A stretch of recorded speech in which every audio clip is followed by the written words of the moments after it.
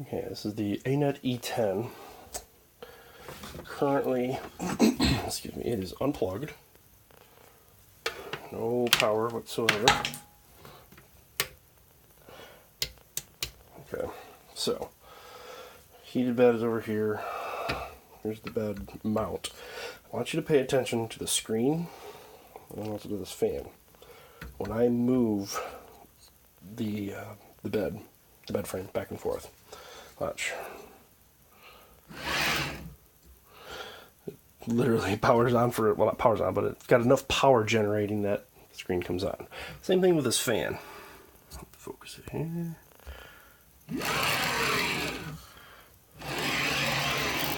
I mean, I don't think that's very safe. Could be wrong. I don't think that's safe. One of the many design flaws that this printer has, primarily because it was rushed to production way too fast. ANET was trying to ride the hype of the Creality CR10 because it looks exactly like it. Fairly good sized print volume, but low quality parts. I mean, this is the bed nozzle, or the air nozzle that blows the air. It is plugged, half of it.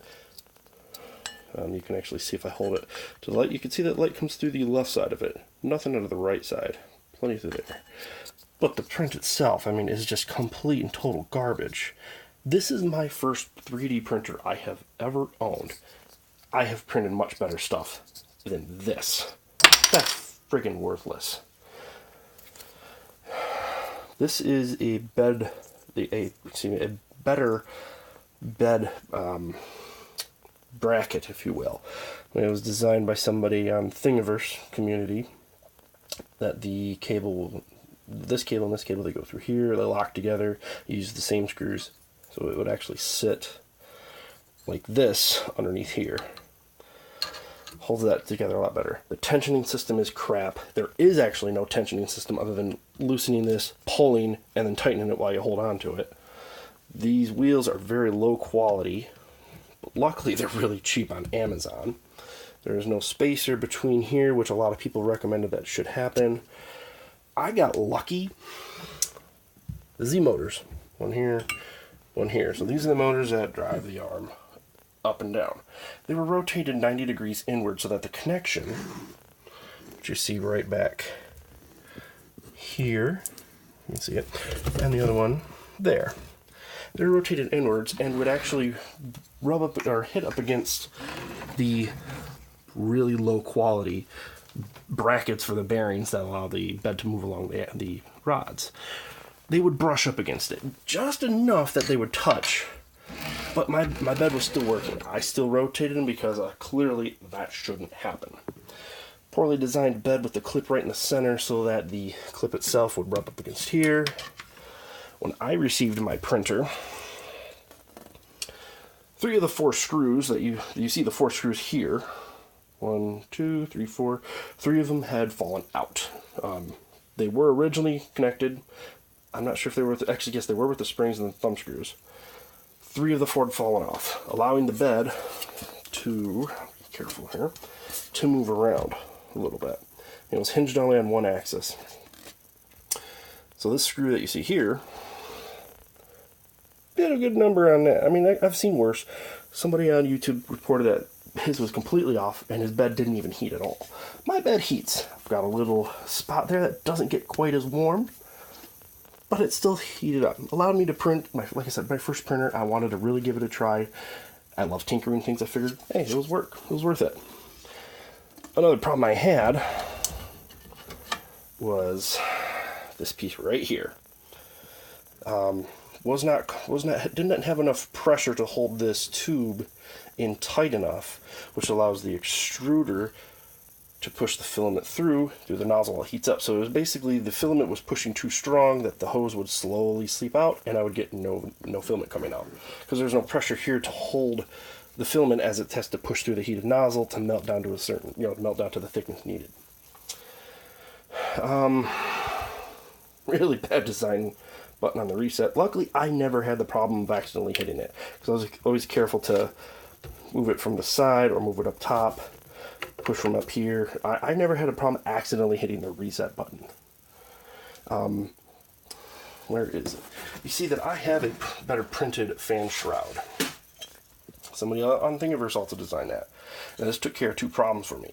One, it took care of the poorly designed, wherever the heck that piece of crap went, poorly designed air nozzle. I'll throw that in the trash now. I'll keep it here though. Poorly designed air nozzle, and the fan itself, it allowed too much air to the nozzle, the extruder nozzle, or excuse me, the heated element down here, to actually heat up to the temperature to even start the print. And that's this metal thing right here. Would fit on like so.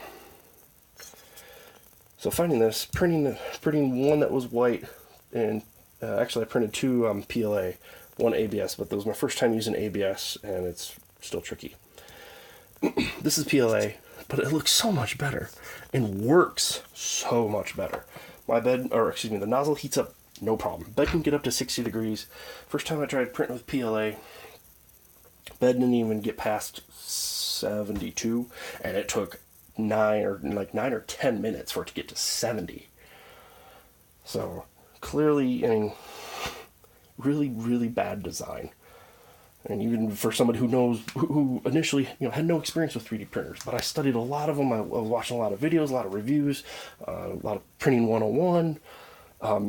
Found so much information on YouTube of how to actually understand 3D printing and whatnot, and what to look for. Originally, I wanted the Creality CR10, but it was on back order, and the option was to swap it out with this, which just came out. It was on a flash sale. I was like, hey, I'll give it a try. I've heard of ANET before, so kind of regretting buying it now.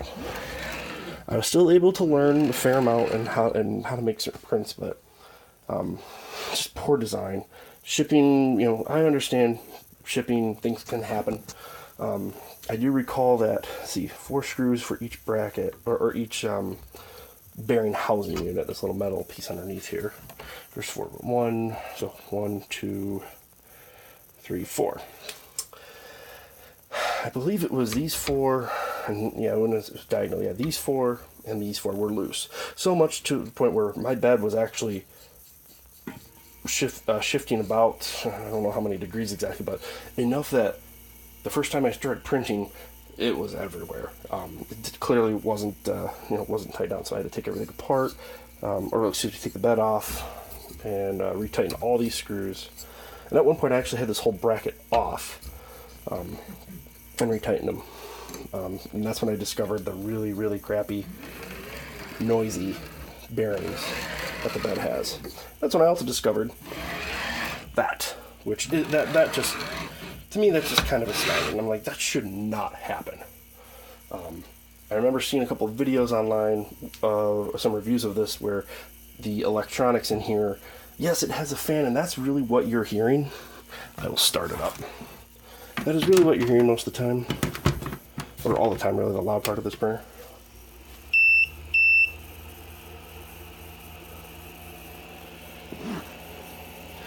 But yeah, that's not low noise.